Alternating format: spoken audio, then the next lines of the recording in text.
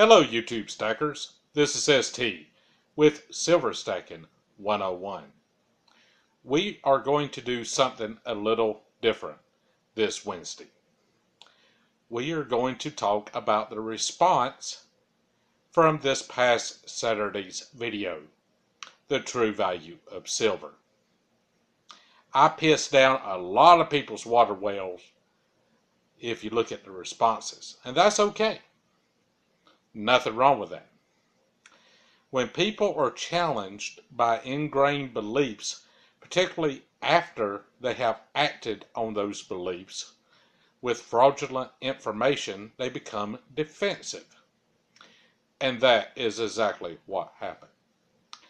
It was asked that to show my math. When the website comes up, I will be happy to show my math. The video format does not allow one to show calculations as deep as these were. However, a poor man's way to do it is to look at the CPI index, the Consumer Price Index, and follow the growth in silver price relative to the CPI. It's going to show you the same thing. That's the easy way to do it. I went about it a little bit harder way just to verify. It does work that way. Now, keep in mind, what I was talking about was investing going from fiat dollars to silver back to fiat dollars. And the price point to do that is more important than the price point for prepping or the price point to lock in capital against inflation. Why is it so important? The period we hold the silver for the purpose of going through from fiat dollars into silver and back to fiat dollars, the round trip has to be short because we have two things working against us. Inflation, and silver is not kicking off any earnings while we hold it. So we have to be overly sensitive as to price. In response to all this, I would have been accused via email of being part of manipulation. Now, the guy that accused me of attempting to manipulate silver prices, dude, really? The 1,000 whatever subscribers I have, someone's put me up to manipulating the market. I wish I had that power. But if you're watching and you sent me that email, I'm also a Freemason. That should scare the hell out of you. Now throw something into that conspiracy theory. I really am a Freemason, by the way. But I'm also a member of the John Birch Society, so we'll do a thing about the Masonic conspiracy one day, and is there really a Masonic conspiracy? Okay. Another issue. Someone's asking, do I like silver? I love silver. I love silver because I believe eventually the US dollar will collapse. Silver is a hedge against that for survival purposes.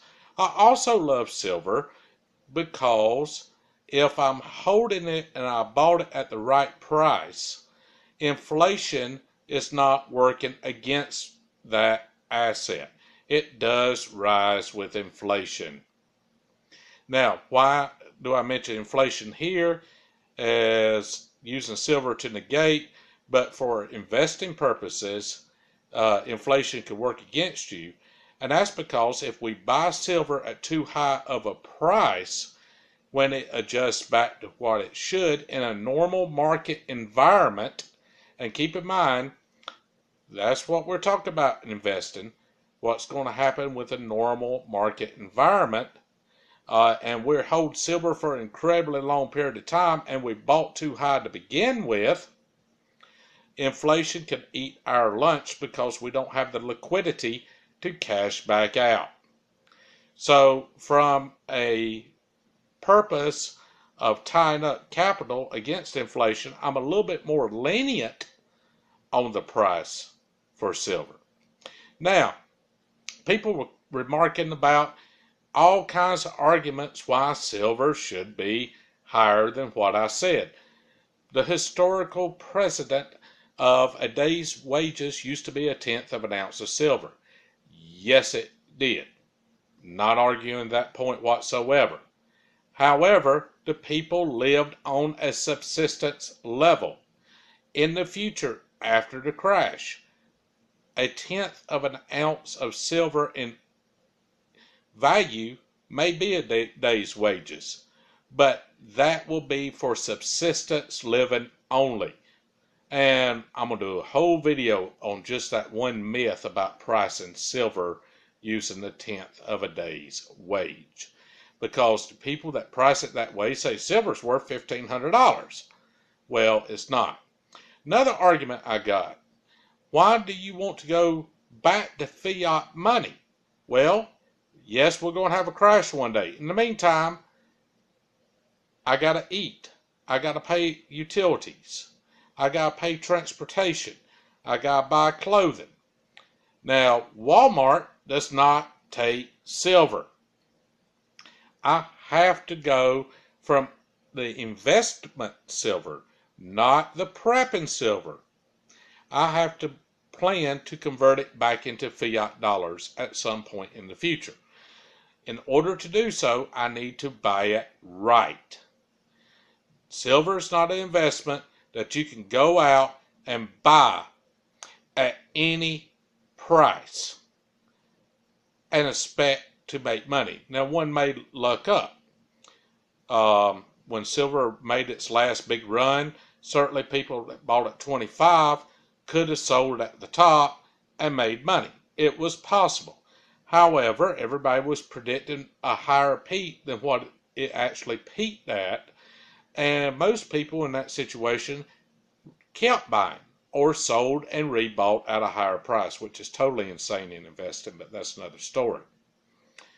So, another issue that I have had on that one video, I have close to 100,000 hits on this channel. Not bad for the length of time. I have over 1,000 subscribers. I have, most of my videos get around 1,000, some well over 1,000 hits. In all that time period, I have only had to blacklist 3 viewers. One of the 3 was because all they did was try to promote a scam. I don't even think they watched the video. They were including their links for their comments, and I got tired of deleting it every day, so I blocked them. The other 2 just couldn't behave. I never screen disagreement comments. We had some people on here that disagreed with me that do it well. Mystery Buyer. I would never dream of screening Mystery Buyer's comments. Shep's comments. I would never dream of screening those comments. So please don't think when I had to block a viewer, that is very, very rare. And that's because that viewer started using racist verbiage, and we can't allow that on this channel. This should not be a Jerry Springer type channel. One last thing I want to say. A couple of the viewers commented, I'm going to lose support over the video I did last Saturday. And that's fine.